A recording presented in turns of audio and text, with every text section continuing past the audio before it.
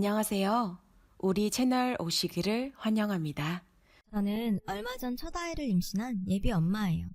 남편도 저도 아이를 좋아해서 결혼하고 1년 뒤부터 열심히 몸 관리를 하며 임신 준비를 했어요. 그런 노력에도 불구하고 연이어 3번이나 실패를 해서 속상했었는데 드디어 임신이 되었지 뭐예요.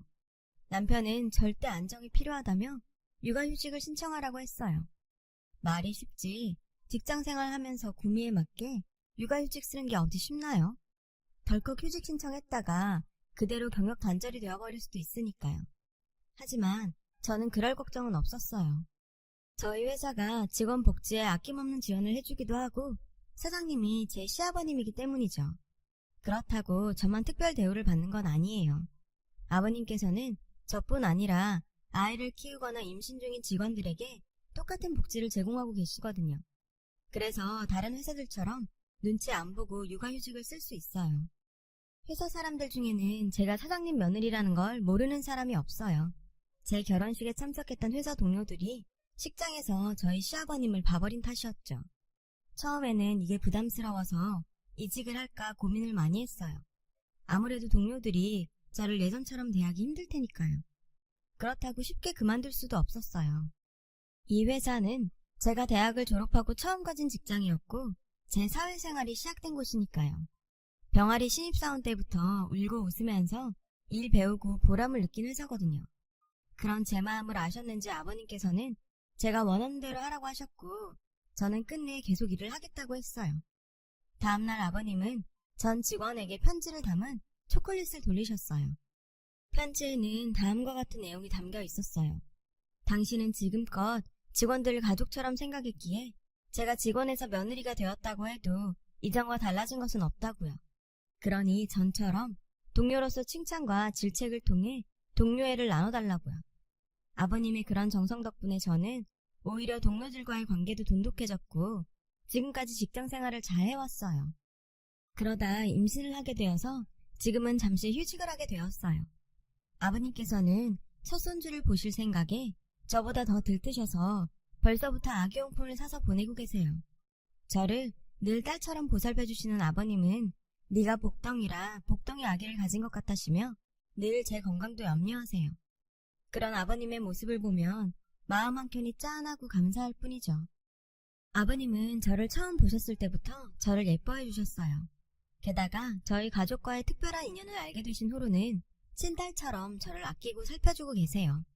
저는 외동딸로 태어나서 부모님 사랑을 듬뿍 받고 자랐어요. 일상적인 소소한 행복을 누리고 살던 우리 가족은 아빠가 다니던 회사에 부도가 나면서 모든 게 변해버렸어요. 아빠 회사 사장님이 무례하게 사업을 확장하려다 투자 사기를 당했어요. 그로 인해 회사는 한순간에 무너져버리고 말았고 아빠를 비롯한 직원들은 하루아침에 실업자가 되었죠. 당장 월급은 물론 퇴직금도 한 푼 못 받고 회사를 나오게 된 아빠는 밤마다 가족들 몰래 많이 우셨어요. 평소 잘 드시지도 못하는 술까지 드시며 시리에 빠져 있었죠. 엄마는 아빠의 건강을 걱정하셨고요. 한동안 자포자기한 상태로 지내던 아빠는 어린 저를 위해서라도 주저앉을 수 없다시며 여러 곳에 이력서를 넣으며 구직 활동을 하셨어요. 하지만 그런 노력에도 불구하고 아빠는 일자리를 얻지 못했어요. 결국 엄마는 생활비를 벌기 위해 식당 일을 시작하셨고 우리는 방 한 칸짜리 반지하로 이사를 하게 되었어요. 반지하로 들어가던 날 그제야 정말 우리 집이 가난해졌다는 걸 실감할 수 있었어요. 눈물이 날 것 같았지만 부모님이 마음 아파하실까봐 애써 참아야 했죠. 상에 올라오는 반찬 가짓수도 급격히 줄었고 엄마는 늘 가계부를 쓰시며 한숨을 지으셨어요. 아빠는 일자리를 구하는 동시에 일용직 노동을 시작하셨어요. 구직만 바라보며 손가락 빨고 살 수는 없었으니까요. 특별한 기술이 없었던 아빠는 새벽부터 공사장에서 벽돌을 나르며 막노동을 하셨어요. 저녁이 돼서야 집에 돌아온 아빠는 늘 먼지투성이었어요. 저는 그런 아빠가 안쓰러워서 아빠한테 달려가 어깨를 주물러드리곤 했어요. 제가 해드릴 수 있는 건 그것뿐이니까요. 엄마가 식당 일로 벌어오는 월급과 아빠의 일당으로 우리 가족은 하루하루 연명하다시피 생활을 했어요. 시간이 지나도 아빠는 취직이 안 됐고 결국 반노숙자 생활을 하게 되셨죠. 그 사실을 알게 된 건 어느 늦은 밤이었어요. 잠결에 엄마와 아빠가 심하게 다투는 걸 들었거든요. 당신 미쳤어? 집 놔두고 왜 노숙을 해? 멀쩡한 집 놔두고 왜 길에서 자냐고. 엄마가 울면서 소리치더라고요. 저는 도대체 무슨 일인가 했죠. 그래서 자는 척하며 귀를 쫑긋 세웠어요. 아빠가 요새 며칠씩 집에 안 들어오신 건 알고 있었어요. 엄마와 저는 그게 단지 공사장 일이 바쁘셔서 직원 숙소에서 주무시는 걸로 알고 있었거든요. 그런데 그게 아니었나 봐요. 엄마가 식당 일을 마치고 퇴근하다가 우연히 노숙자들 틈에서 쪽잠을 자고 있는 아빠를 발견한 거였죠. 그 길로 엄마는 아빠를 끌고 집으로 왔고 야밤에 부부싸움이 시작된 거였어요. 엄마는 급기야 울음을 터뜨리셨어요. 아빠는 그런 엄마를 달래며 미안하다고 하시며 요즘 들어 막노동 일을 구하는 게 힘들어져서 공사장 근처에서 밤을 새고 다른 사람들보다 일찍 일을 잡으러 갈 수밖에 없었다고 하셨어요. 늦으면 자리를 뺏기니까요. 그러다 보니 자연스레 주변 노숙자들과 섞여서 지내게 되었다고요. 내가 구걸하며 살겠다는 것도 아닌데 그렇게 화낼 일이야? 보기가 안쓰러우니까 그렇지. 내 남편은 길바닥에서 자며 일하는데 내가 어떻게 마음 편히 살 수가 있어. 당신이 몸 버려가며 그러고 있는데 나 당신 그러고 사는 거 못 봐. 이불 속에서 숨죽이며 모든 얘기를 듣게 된 저는 소리 없이 눈물을 흘렸어요. 당시 초등학교 6학년이던 저는 비록 어린 나이기는 했지만 부모님의 고생과 아픔을 공감할 나이기도 했어요. 그래서 더더욱 고생하시는 부모님한테 도움이 되지 못하는 제 처지가 하염없이 원망스럽고 부모님이 나 때문에 힘들게 고생하시는 것 같아 너무 죄송했어요. 그날 엄마의 간곡한 부탁에도 불구하고 아빠는 노숙생활을 그만두지 않았어요. 지금은 자존심이고 뭐고 없어. 희정이만큼은 잘 키워야 될 거 아냐. 아빠가 무능해서 남들만큼 못 키웠단 소린 듣고 싶지 않아. 길바닥에서 자는 거, 노숙자 취급받는 거, 나 그런 건 하나도 두렵지 않아. 내 새끼만 잘 키울 수 있다면 그보다 더한 것도 할 수 있어. 어차피 취직만 되면 그만할 일이야. 그러니까 그때까지만 참고 기다려줘. 그 후로도 아빠는 며칠 간격으로 집에 들러 빨랫감을 놓고 가는 것 외에는 밖에서 생활을 하셨어요. 그러면서도 포기하지 않고 꾸준히 회사에 이력서를 넣으셨어요. 아빠가 노숙을 그만두게 된 건 제가 중학교 2학년에 올라가던 때였어요. 아빠가 마침내 새로운 회사에 취직을 하게 되었거든요.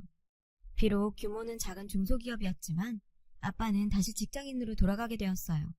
무엇보다 아빠가 더 이상 힘든 육체노동을 하지 않아도 된다는 게 기뻤어요. 막노동을 하신 몇 년 동안 아빠는 허리와 어깨 통증을 달고 사셨거든요.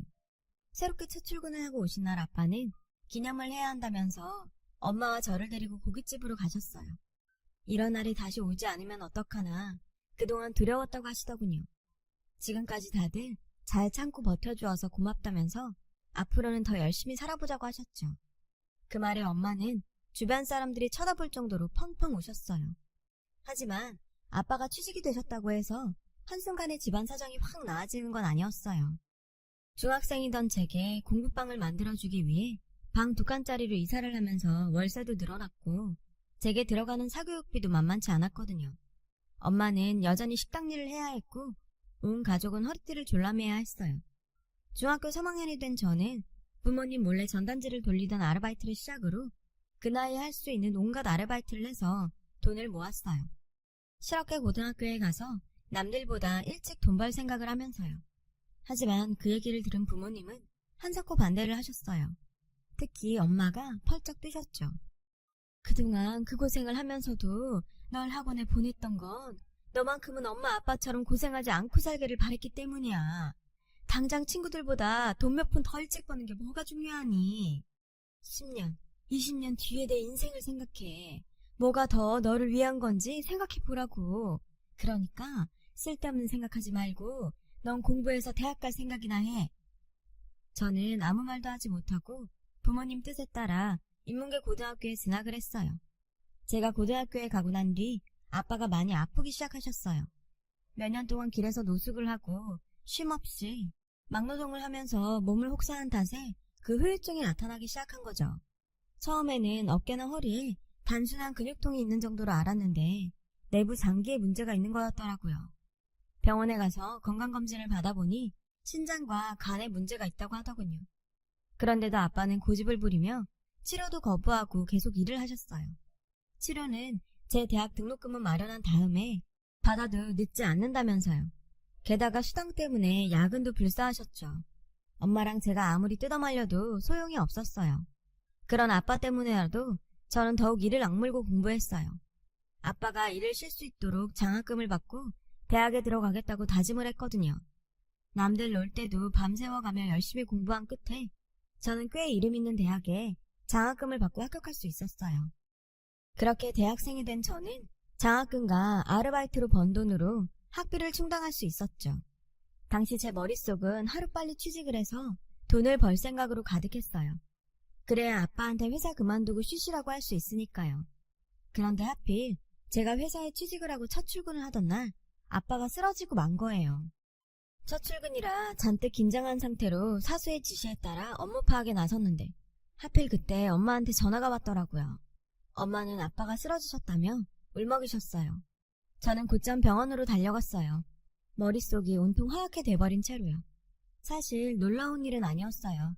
아빠 몸이 정상이 아니라는 건 엄마도 저도 잘 알고 있었으니까요. 왜 더 강하게 아빠를 말리지 못했을까 후회가 됐어요. 병원에서는 아빠 신장이 많이 안 좋다며 당장 입원해서 상태를 지켜보고 수술 여부를 결정해야 한다고 말했어요. 아빠가 입원을 하자 엄마는 식당 일을 마치면 곧장 병원으로 가셔서 아빠 곁을 지키셨어요. 다음날 아침에 병상을 지키시다 출근을 하곤 하셨죠. 물론 중간에 저랑 교대를 하기도 했지만 저보다는 엄마가 많이 고생을 하셨어요. 그렇게 아빠의 병간호를 하며 정신없이 보내던 와중에 한 남자가 나타났어요. 바로 지금의 제 남편이죠. 남편은 아버님 회사에서 평사원으로 경험을 쌓고 있던 상태였어요. 남편이 사장 아들인 건 알고 있었어요. 이미 남편에 대한 소문은 회사에 퍼져 있었거든요. 남편과 저는 팀원으로 함께 프로젝트를 진행했어요. 남편은 그때부터 제게 호감을 보이며 적극적으로 대시했어요. 하지만 제게 연애는 사치였기에 외면해야 했어요. 그런데도 남편은 끊임없이 구애를 해왔어요. 하는 수 없이 저는 제 가정사까지 얘기할 수밖에 없었죠.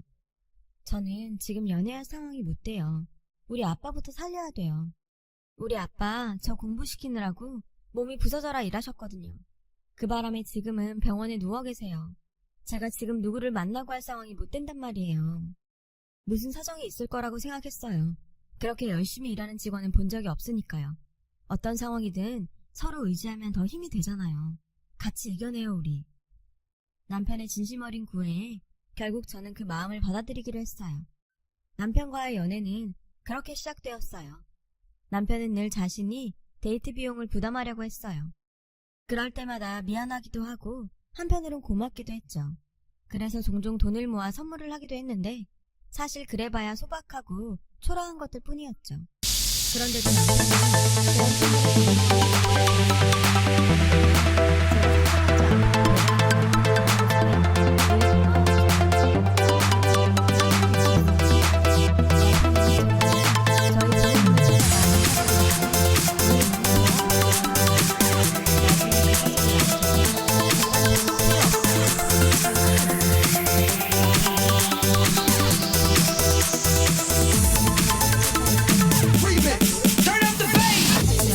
난 너랑 미래를 함께할 생각이고 그러니까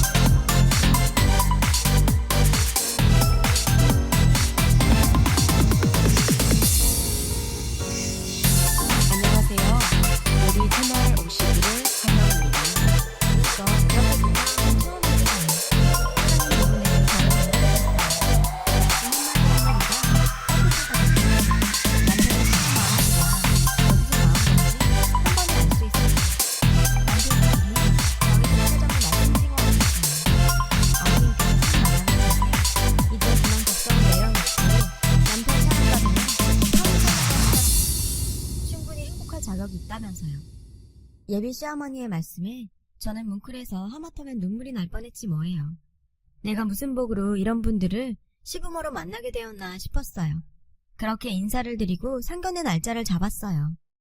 아빠 몸 상태를 고려해서 상견례장은 병원 근처 한식당으로 잡았어요.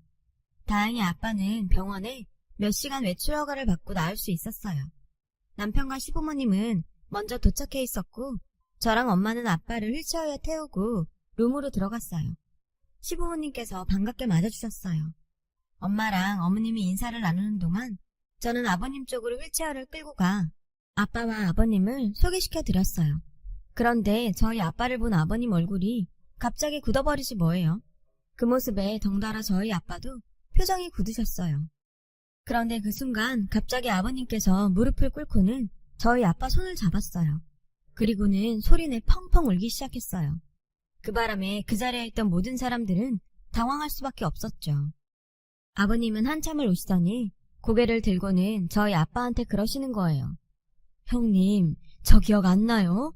저 정수예요, 정수. 형님이 살아야 된다고 뺨까지 때려가며 살렸던 정수라고요. 그 말을 들으신 아빠는 잠시 생각을 하시더니 눈을 크게 뜨셨어요. 아니, 정말 정수야? 네가 정수 맞아? 그리고는 아버님을 끌어안고는 함께 울기 시작하셨어요. 손을 맞잡고 우시는 두 분을 보던 저희는 모두 당황했고 두 분을 진정시킨 후에야 사정을 들을 수 있었어요. 아빠와 아버님은 오래전 길바닥에서 만났던 사이라고 하셨어요. 아빠가 노숙자들 곁에서 자며 막노동을 하던 시절이었죠. 그때 아버님은 주식 투자에 실패한 뒤 제 남편과 어머님을 시골 처가로 보내곤 서울에 혼자 남아 계셨다고 했어요. 어머님한테는 일을 구한다고 거짓말을 하시곤 노숙자 생활을 하셨던 거죠. 당시 아버님은 절망적인 상황에 하루에도 몇 번씩 죽고 싶다는 생각을 하시며 지내고 계셨다고 해요. 그러다 결국에는 다른 노숙자들에게 자신의 옷이나 짐들을 모두 나누어 주었고 길바닥에 누워 얼어 죽을 생각을 했었다나 봐요. 그 모습을 본 저희 아빠는 아버님을 깨워 자신의 옷을 입혀 살려내셨고요.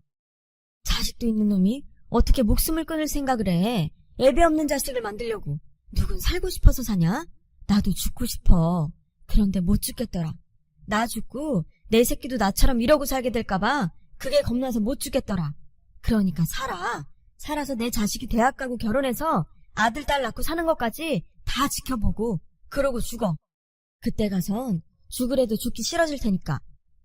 저희 아빠의 말에 아버님은 삶의 의지를 다지셨고 저희 아빠와 함께 막노동을 하시면서 돈을 모으셨더더군요. 그리고 몇 년 뒤 남편이 고등학교를 졸업할 무렵에 지금의 회사를 세우셔서 지금까지 회사를 키워오셨다고요. 형님 아니었으면 난 진작에 죽었어. 그런데 형님은 왜 이렇게 되신 겁니까? 왜 이렇게 아프시냐고요? 두 아버지의 이야기를 들은 가족들은 모두 눈물을 흘렸어요. 어려웠던 지난날이 떠올라 울었고 그 시절을 아버지란 이름으로 힘겹게 버텨야 했던 두 분이 가여워 울었어요. 한참을 울먹이던 어머님은 눈물을 닦으시며 이러셨어요. 사돈어른 감사합니다. 하마터면 우리 애 저 혼자 키울 뻔한 걸 사돈께서 막아주셨네요. 대신 우리 며느리는 제가 감사하는 마음으로 아끼며 보살피겠습니다. 그동안 고생 많으셨는데 이제 아무 걱정 마시고 병마와 싸워주세요. 병원비는 걱정 마시고요. 제 남편 살려주신 생명의 은인인데 저희가 그 정도는 해야 하지 않겠습니까? 그러니 꼭 쾌차하셔야 합니다. 그날 이후 아버님은 매일 저희 아빠가 입원해 있던 병원에 찾아오셨어요. 두 분은 도란도란 지난날의 얘기도 나누시고 가끔은 자식들 자랑도 하시면서 회포를 풀고는 하셨죠. 아빠는 그 후로도 두 번의 수술을 거친 뒤에야 많이 회복이 되셨어요. 그리고 지금은 통원 치료를 하고 계시죠. 저희 아빠와 아버님은 사돈이 아니라 형님 아우 하시면서 여전히 잘 지내고 계세요. 제가 임신을 하자 두 아버님은 손주 볼라를 손꼽아 기다리고 계세요.